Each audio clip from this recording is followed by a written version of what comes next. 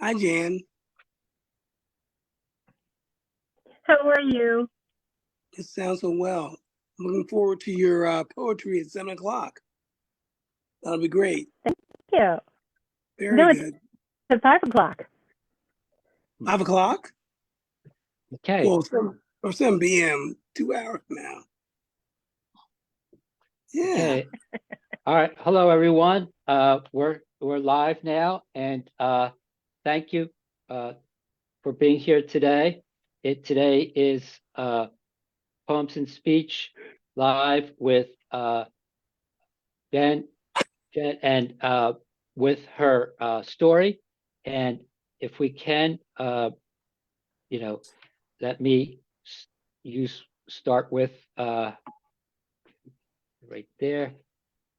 Want to make sure I'm on the right one, and we'll start in a second. And, okay.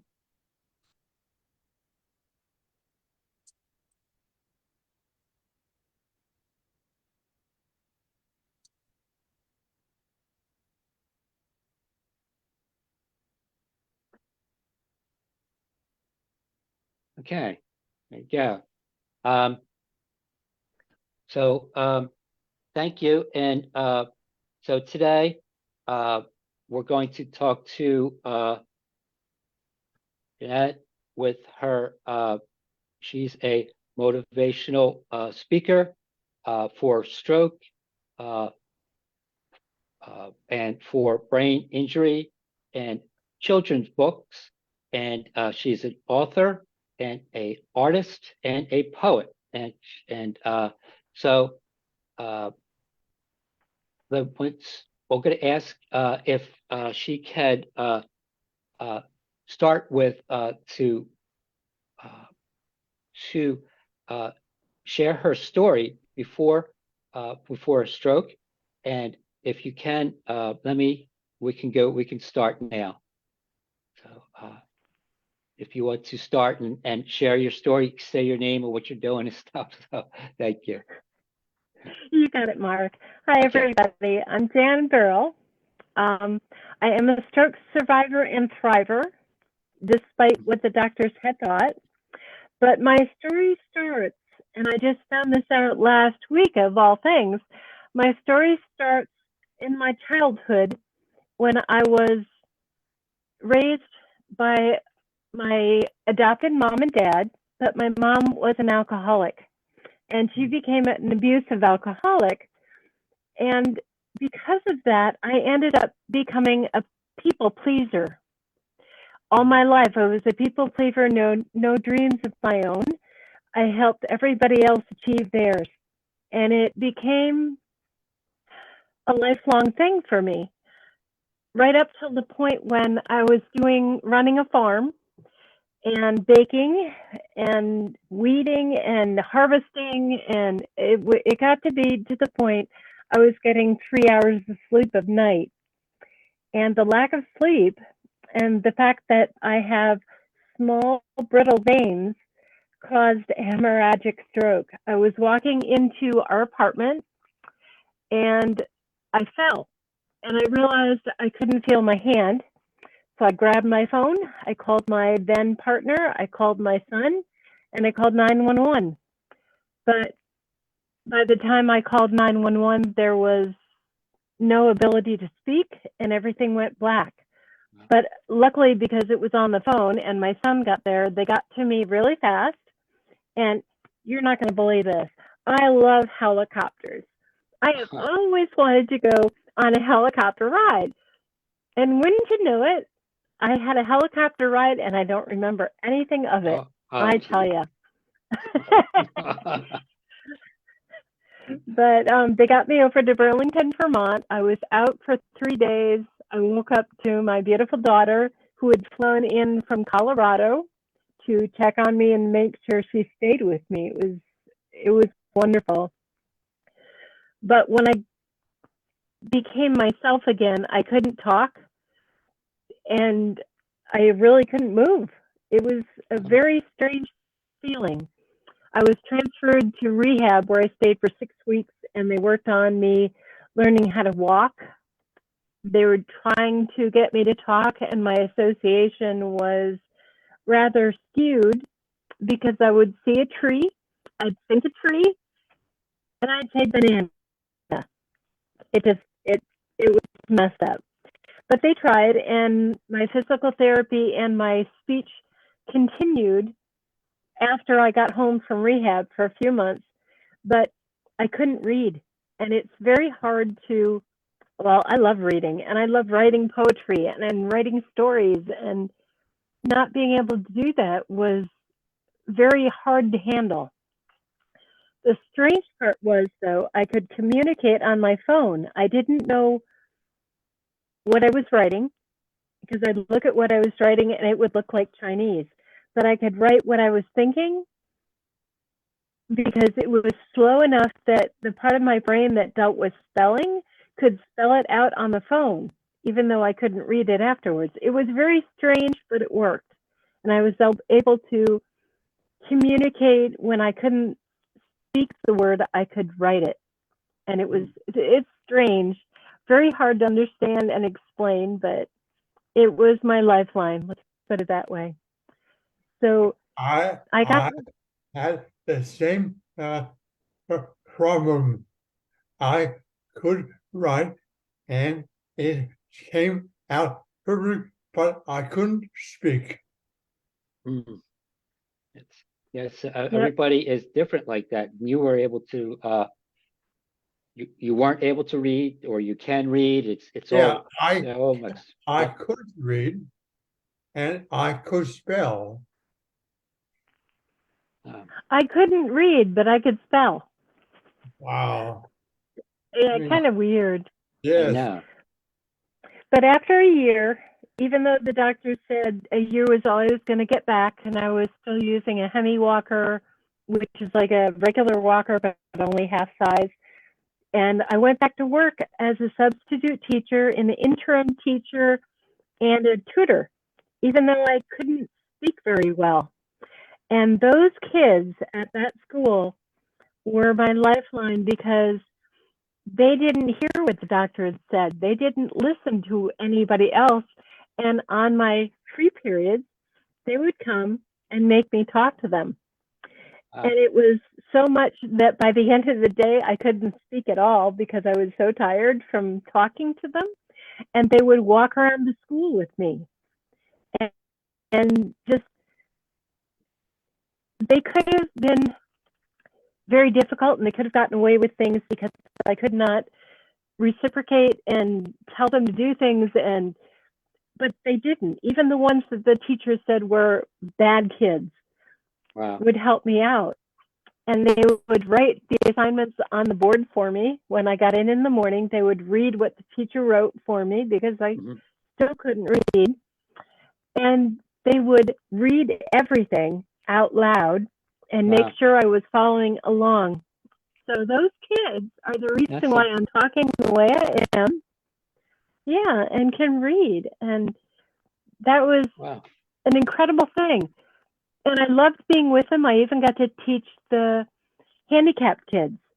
And they were amazing. They were the senior high boys, and they were getting ready to get out into the world. So I came into this class because they didn't have a teacher.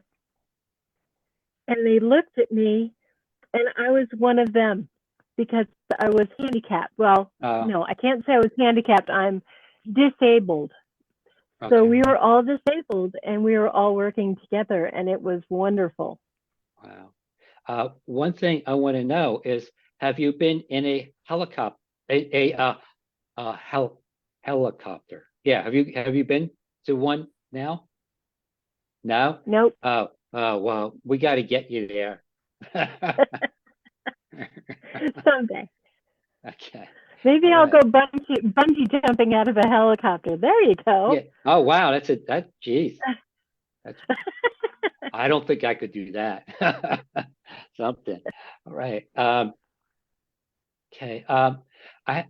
There's some questions. Do you have any tips or some tippies for everyone?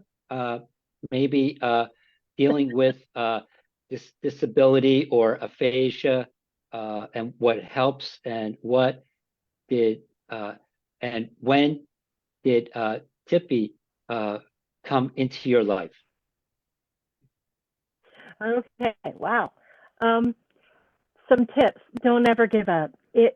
You're going to have days when you get depressed, and go to bed, go to sleep. And when you wake up in the morning, you can look at things with new eyes and get up and say, you know something? I'm still here. Let's go at it again. And with neuroplasticity, which is the new thing the doctors are throwing around these days, it's building new pathways within your brain, but it doesn't happen overnight, and it's not something you can do an hour or two a day and then skip a day and do an hour or two another day. It's something you have to do and do and do again and again and again. And when you're tired of doing it, you still have to do it. Yeah, And that's there right. isn't, yeah, there isn't any time limit to it. No, There isn't, you can't say you're going to be fine in 2 weeks or 2 months or 2 years, but you keep going at it and you get little tiny advances. And before you know it, I can walk short distances without my cane. Nice. And that took a lot of practice. Yeah. I can move my arm from the shoulder to the elbow, which is a start. Now we got to get the rest of it. And I'm 8 years in on it now. And it never ends. Oh, and I was laid off for COVID, Okay. like so many other people. Mhm. So my daughter talked me into going back to college. She even paid for it for me. Thank my, she's just the best. Oh Anyway, my. I went back. Yeah, I went back to the Southern New Hampshire University, and I got my master's in creative writing with a focus on poetry. And to be honest with you, when I first started, my memory was bad. I would write a paper, I'd go back to read it again and not remember anything I'd written. So Wow. it was like reading a whole new story. It was very odd and very difficult and frustrating. But by the third period, I don't know what they're called. They're not semesters, but they're 10-week periods. So Sure. by the third period, I was starting to be able to remember things for a couple of hours, not Really? to the next day, but that's all right. And then by the end, I could remember. It was like being myself again, Wow. and being able to talk and converse with people and join clubs like your club, poetry and speech. It's free in a way, and my poetry is being accepted in many different places. I have the book that I wrote, and the second one is in production right now at Macaulay. At Macaulay, Austin Macaulay's, yeah. And I'm working on a mid-grade series now, of course, with dragons, my lovely dragons. Nice. Wow. And it's, the more I can do, the more I do this, the more excited I get to be alive and to be back amongst the living, I should say, and to be able to get out and see friends and go to my daughter's baby shower. And it's exciting. Life is good again. And Nice. I might have lost my partner, but that was a good thing because he was upset that I couldn't help him with the farm anymore. Oh, really? Oh, gee. But if I had gone back to doing that, I found myself going right back to the same routine that had put me here in the first place. So Right. I said no completely. There's no more farming for me. Just writing. Wow. Nice. Wow. Yeah. Thank you for that. And so let me see. Uh, how did you regain your spirituality after the event? And you're really hugging that tree. It's nice. I love hugging trees. Yes. I've always been a spiritual person. I don't necessarily follow any specific religion. I love them all. I find each one so unique and so amazing. But I do believe in God very much. And for the first 2 or 3 years, I didn't even think of God. It just wasn't a thought in my head. By the fourth year, I realized that I was here for a reason, and Okay. God had made sure I made it through this, because only 26% of the people who are faced with a hemorrhagic stroke survive. And out of that, only 5 or 6% become able to converse with people and have some kind of a normal life. And And did you go through all the stages of grief? You know, or you know, with like I was trying to I was trying to ask God, well, if I can do this, if I can lose this, can I do that? You know, like could I not walk if I could speak? And I did. I was trying to, you know, and so, you know, I, but did you go through stuff like that? I went through not believing it had happened and trying to do everything myself again. And I fell in the bathroom twice in rehab, and I did stupid things because I thought, no, this really didn't happen. So I did that first. Then I went through deep depression, and I didn't want to be around. I just wanted to go to sleep, and that was it. And then I went to, I can do everything again. I'm going to force myself to do everything. I knew I had limitations, but I wanted to get through the limitations and be normal again. When that didn't work, I went through depression again. This time my doctor figured part of my brain that had been affected also dealt with your feel-good hormones, and mine wasn't working. So he figured he'd try something, and it helped. It did. So I got back to almost being me, and I decided I can't get everything back at once. I got to focus and do one thing at a time and go slowly at it. And then I found I could do it little by little.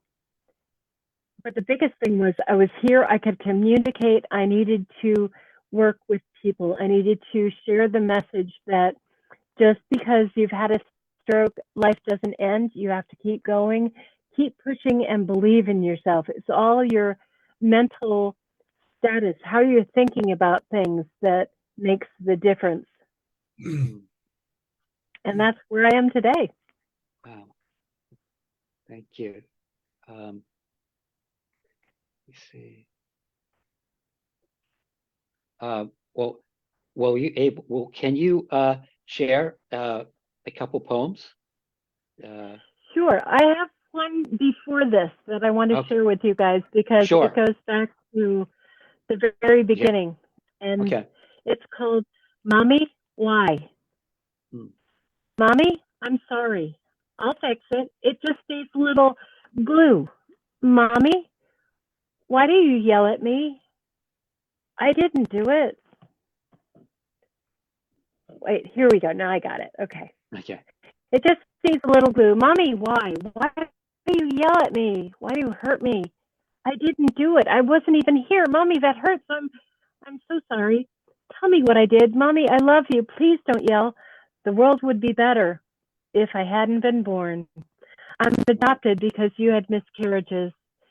If only you had had your own real children, then you'd be happy.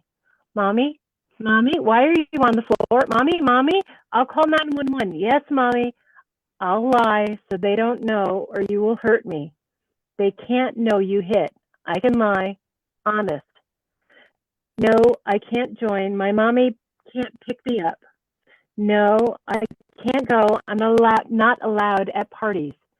Yes, I'll take Spanish, though I really wanted French. I know, she called. No, I don't really want to go home. Yes, I always walked Toto. That was my little dog. Every morning, afternoon, and night. Toto, you're my only friend. I love you, Toto. I'll always try to catch you when she throws you. Why am I such a bad child? Yes, I sharpened my nails to protect myself.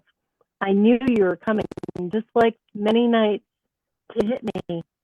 Why is everything I do wrong? Why am I such a disappointment? I hate myself. I hate life. I wish I were dead. Why did you save me, Rick? I'm not worth saving. I'm stupid. My graduation card said, congratulations. We didn't think you'd make it. Maybe I can turn this hurt to helping another. Maybe make a difference in others' lives. Let them know they're not alone. Maybe this was for a reason. Hmm. Oh my. That's That was difficult to write, but once I wrote it, it was freeing because it wasn't hidden inside me anymore. I let it out. wow. And it really helped me with life and dealing with things that I had always hidden and not let anybody know. Mm. And it was a wonderful thing. I wrote other poems too about being in the mountains, and she was drunk all the time. She'd come home, be drunk, and fall asleep on the couch, and never know if I was around or not. So I would take Toto and go up into the woods behind our little camp and take off for 2 or 3 days. And I met the most incredible, very old Native American who liked to hike too. And he took me around. He taught me about poetry and William Wordsworth. That was his favorite, mine too. And we spent one summer just going all over the place, no trails, just going to enjoy the nature of things. And he showed me tree spirits, which is why I love to hug trees, and how to trail and track a bear and track a deer. And then his people were moved out of Fendera up in New York State in Canada. And we lost touch. And I'm sure by now he was very ancient then, and I was 10 years old, 11 years old. So no, he's no longer with us, but I remember him and I honor him with some of my poems. Wow, But that's you something. had some poems there for me to read.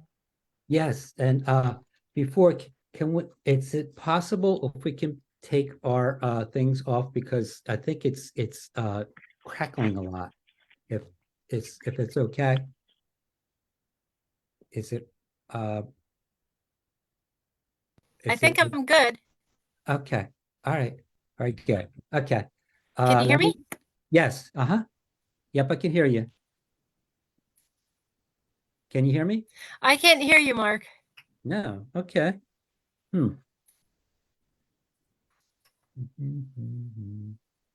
Let me see here. Are you on mute? No. I'm working on it, see what's wrong here. Hello? Hello? Hello? Hello? I can hear you, Hello? Mark. Yeah, I'm trying. Okay, I can hear you. Okay, Oh, you can great. hear- Okay, Mark. Okay. Yeah, Now I can hear you. Okay. You still I like Madonna's beautiful dog. Woof, woof. okay. All right. Sorry about that. Okay. You Hey, can hear come me, here. right?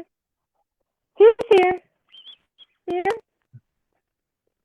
She happens to be in my daughter's people-to-people vest right now because the vest that I made for her, she managed to try to sneak through a fence, got caught in it, backed out, and left the sweater behind. So I have to wash it. And she was cold tonight, so I put her in a vest. And where'd you go? Tiffy. She flopped over. She's going to sleep. Can you hear me, Mark? I hope so. Can you hear me? No? Okay. Yeah. Yeah, we can. Okay. Yeah. Oh, good, good. Okay, sorry. Okay, here we go. Let me go back Yeah. again. All right. There was it's I know it's going to be hard to see this, but do you have your poem to I I learned I have I've learned. yes. Yes. I have learned what it is to be old before my body aged. I have learned to enjoy each given day because each day isn't promised. I have learned that every person alive holds a regret secretly hidden. I have learned that a smile freely given can change the world. I have learned to hide my pain so that others don't feel pity. I have learned that no matter how bad you have it, there's always somebody worse off. I have learned to take joy in a sunrise and peace in a sunset. I have learned that many small accomplishments add up to living life with hope. I have learned that in life there are no guarantees, so take nothing for granted. I have learned that your first thoughts can color your whole day. I have learned to look between the black and the white and marvel at the colors. I have learned that friendship freely given is like a beautiful, fragile bird. I have learned that anger is easily spread, hurting more than just one soul. I have learned that silence can speak volumes if the time is taken to listen. I have learned that the most raggedy covers hold stories worth learning. I have learned that the eyes of any color can't hide what the body can. I have learned we all have dreams waiting to unfold, and I have learned to be thankful for life. Mm. Mm. Wow.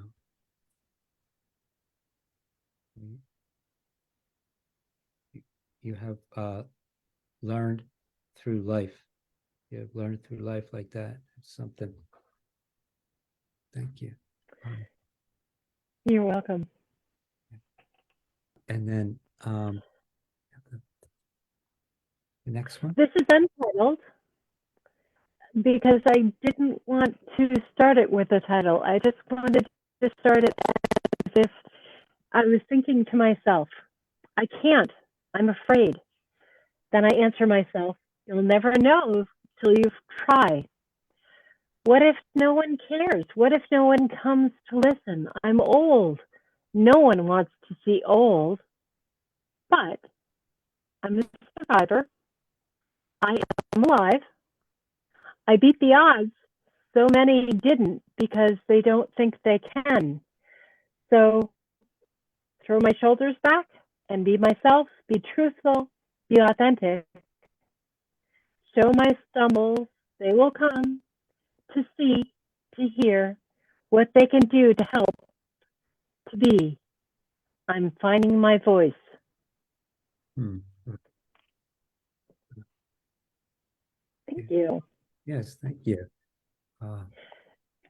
I look at that as a struggle that all of us, especially stroke people, deal with on a daily basis because you don't want people to see you because you're self-conscious.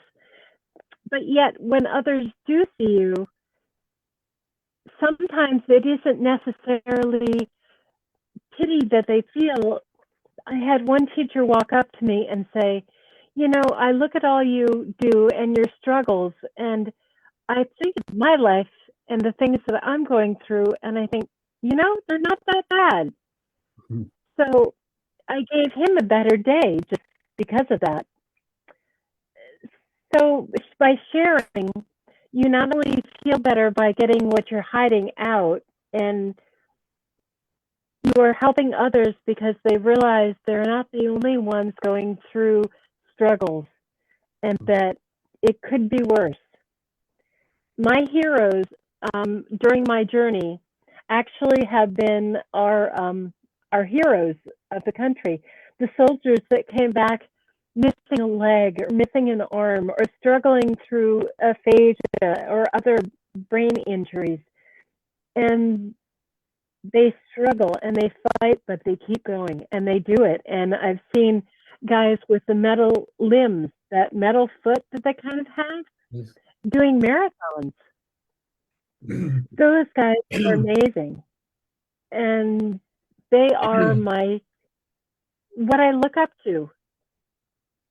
And I figure if they can do it, if they are going to keep going no matter what, I can do it too. And on the chat, people were saying it's incredible beauty, beautiful. I love the use of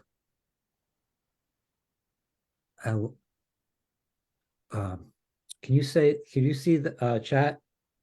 It's ellipses. Yeah, just hang on. I love the use of the ellipsis. Yep, in the other poem, it makes it seem like you're always learning. You never stop learning. oh, it's nice. Thank you. Well,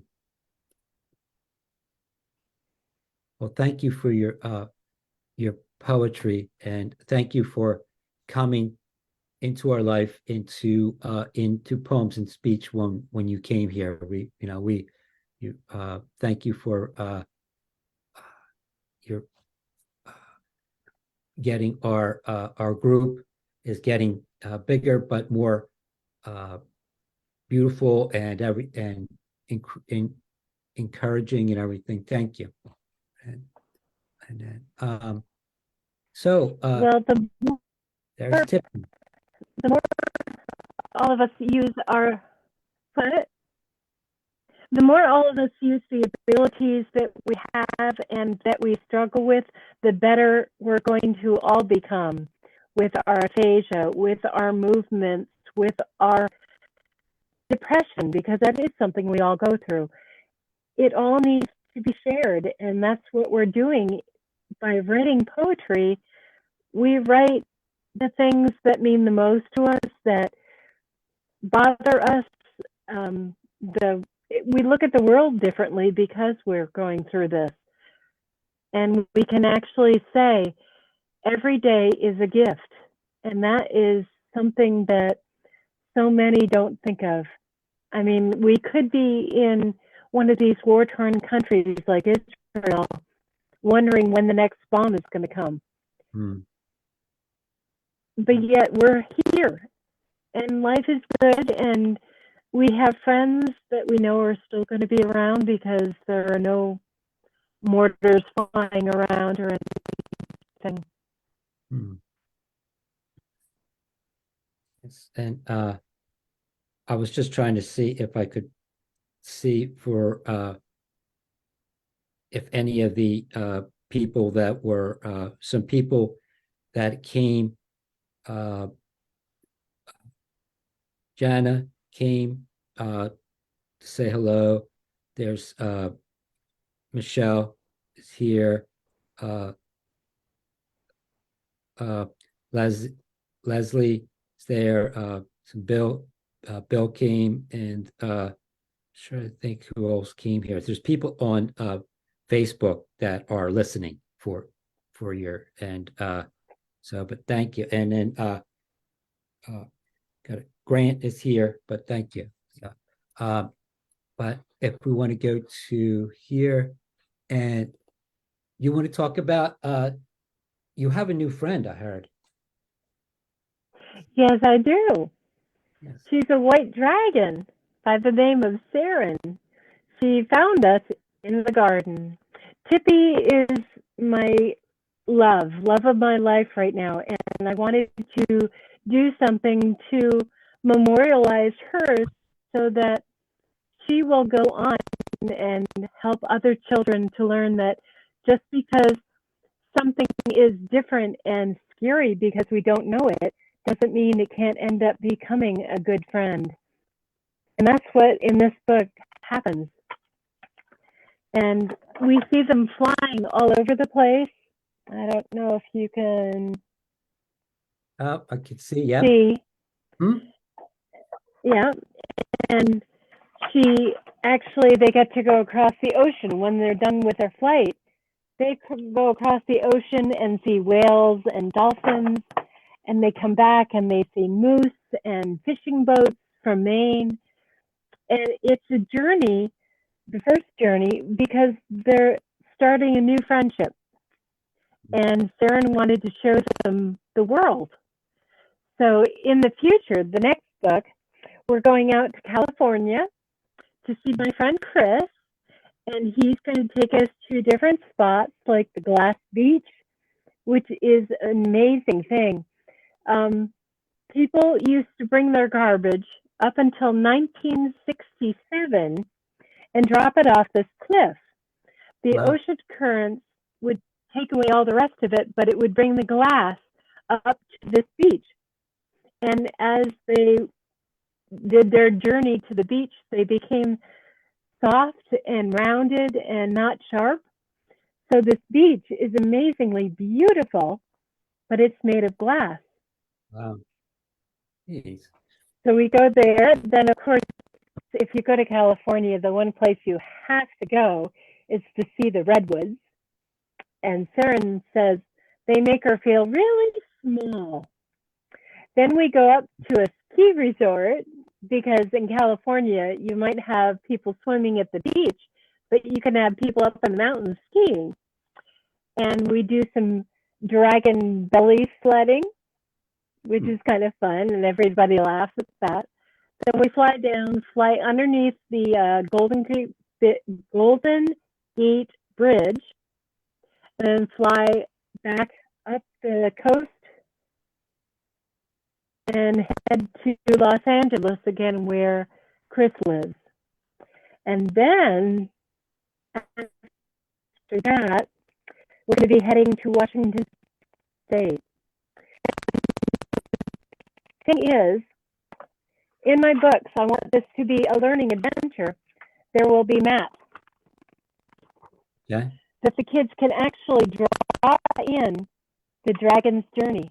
And when we're going over the states, we're going to be across the country, and the kids can draw a line to where we end up and look at all the states that we flew over. So without having to be tested on it, for fun, they can learn where these states are and hear of them and know, hey, I've heard that state, and this is the capital. And they'll be learning it for fun. That's always better. That's nice. And That did make sense, but anyway. well, you have it's a really nice children's book here, and I think it'll be a good gift for the holidays. And I think that one thing I want to ask you: are you going to talk about being having disabled or having a stroke? Or I think it's in that too, right? Is that on there? It talks about Lana, that's why she has Tippy, because she's had a stroke. And in one of the next states, she's going to come across a child that is in a wheelchair that she's going to take up and she's going to have the child show her all the neat places in that state, Okay. so that we can see what it is to be handicapped but not be restricted.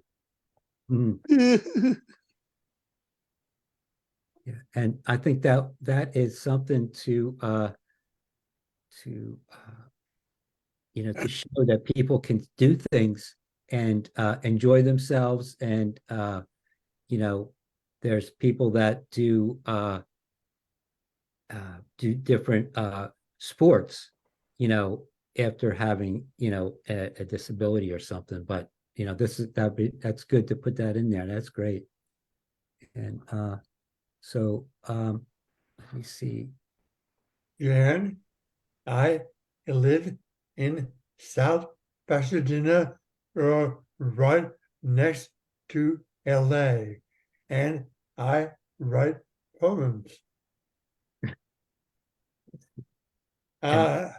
You can find me at What?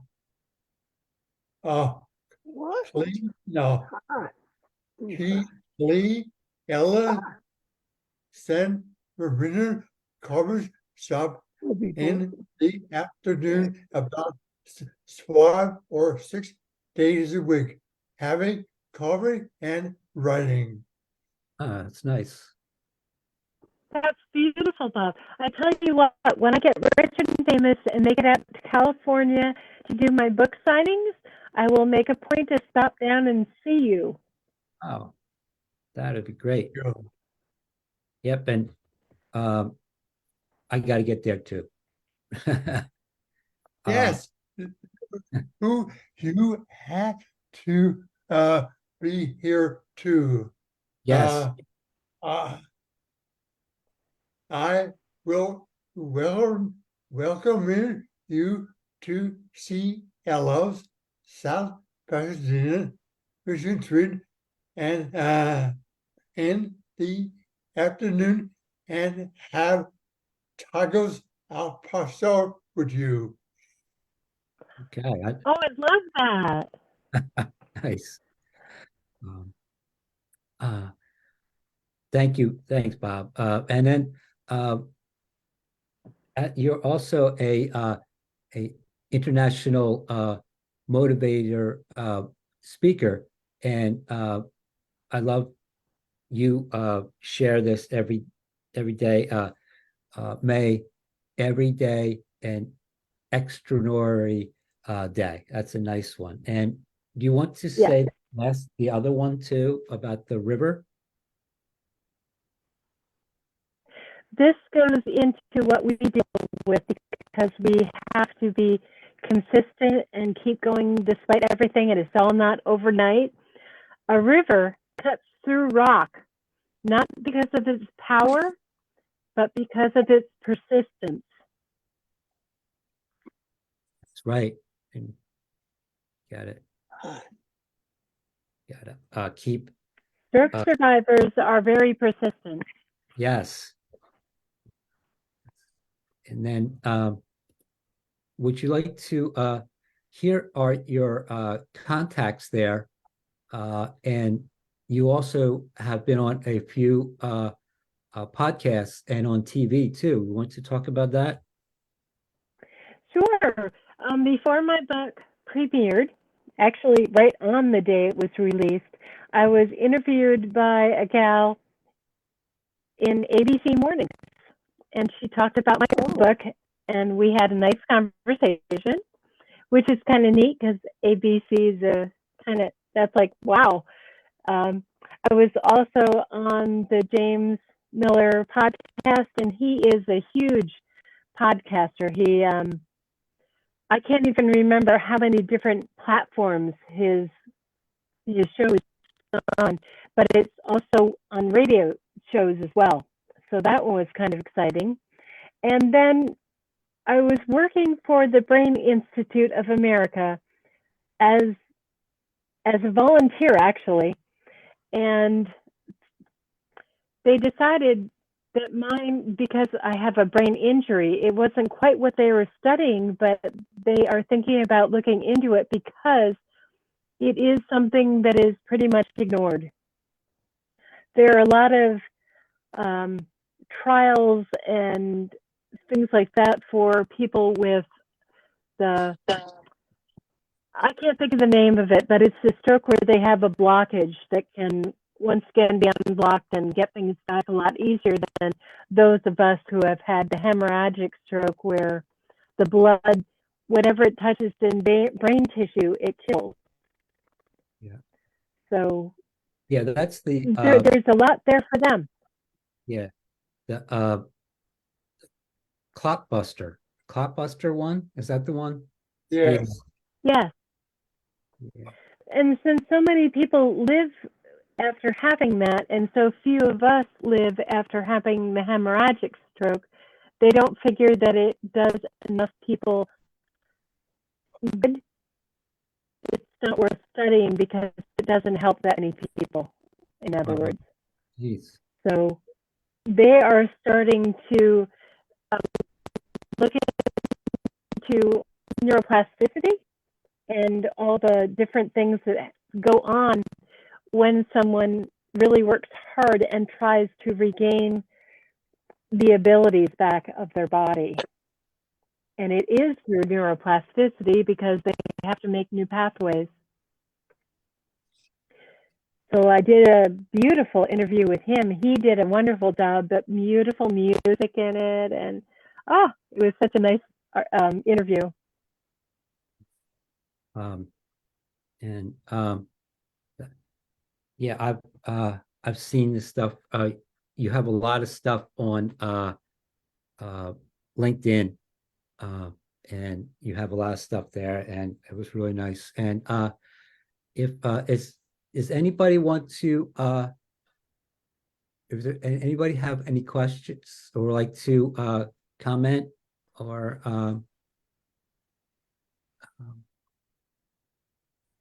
Or ask anything you want to know. Hannah. Ellipses, Yeah. noun, the omission. Hi. Hi, Hannah. Hi. I was just kind of wondering, so I'm not super familiar with all of your work, but I was wondering, have you written any prose or is it mostly poetry? And I guess why do you feel poetry is as your medium, like your chosen or your better medium? It's been my medium since I was a little girl because my friend that I was with in the mountains taught me the poetry. I didn't know what prose was at that point. I have written prose, but I haven't actually put it out there for anyone yet. I have made some of it, but I don't know. I have to do more of that. I like to actually. Prose is neat. You asked something else as well. Oh, no, I guess just like why you prefer poetry. So, I mean, that kind of answers that question too. Bob, I Okay. wrote non-fiction first, and then fiction, and then I moved to poetry, and then I moved to memoir, back to poetry, back to non-fiction. You've been all over, Bob. I do have a memoir written, but it isn't ready to be published yet. I need to redo some of it. I'm hoping in the next year it can be released to an editor. Great. Jan, these Yes. poems they're beautiful. They really are Thank beautiful. I'm so impressed at how tragic, beauty, poignant, they're beautiful poems. I can really reel how poem you are each time. I'm very blessed by your work. You are impressed. You're an impressive woman. Thank God you win it all. I can't believe you've done this. You've survived a lot and you've done it. Congratulations. You're spectacularly beautiful. Thank you so much. Thank you, Michael. I appreciate that actually. And you all amaze me because you're all in the same boat as me. You're all pushing through, and we are all amazing and we are all beautiful. And poetry, I guess I like the poetry more because you can express things and not just with prose. It's more like you're thinking about one idea and writing it. With poetry, you can, as Michael was nice enough to put up ellipses for us, you can leave out things that would make it into a narrative, but it flows better without all that ands and does and ifs, and it just becomes a river that you have written instead of a mountain. Wow, it's impressive. So impressive. I've written down a few poems. Never Give Up. Um, I'll have that in my poems. That for my poems will be the idea of neuroplasticity, never give up, and everything can be a gift. I'll look at that every time I'm writing a poem. I write about everything is a gift. And that by itself is beautiful. Everything can be a gift. And there are people in this whole idea of aphasia and stroke and traumatic brain injury. They have something every time. Mark Harder, for years now, about 4 years now, of everything from us every week about poetry. And every week we come home with aphasia or TBI. We struggle through so much. And Robert Parker, he owes everything every time. Everyone gives our time. And then you, Jan, are incredible. And this poem will remind me every time, everything, every day is a gift. And I think we have to remember this every single time. That is the impressive of the poem. Every day, everything is a gift. So thank you. You're welcome. You got to keep. Everything is brought to us. God brings us to it, and He helps us get through it. Yeah. How about Yeah. that one? What's that again? What's that again? What's that again? I'm an I've got one idiot. more poem.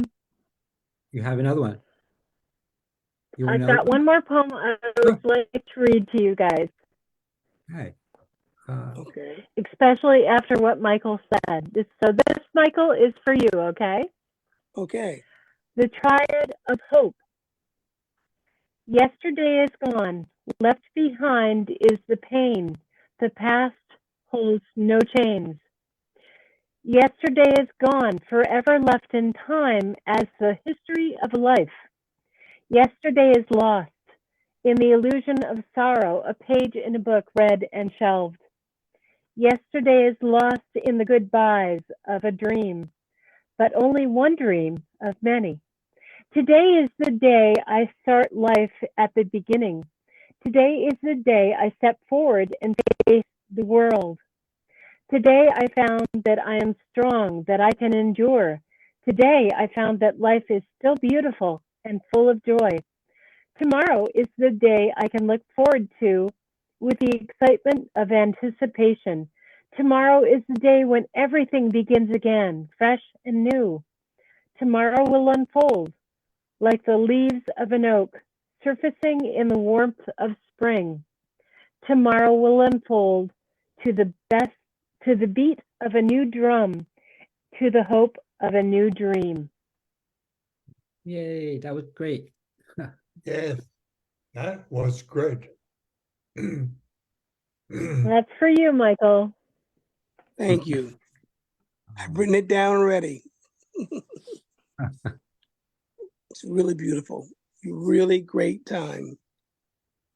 Next week, you'll hear Thank about you. this hope.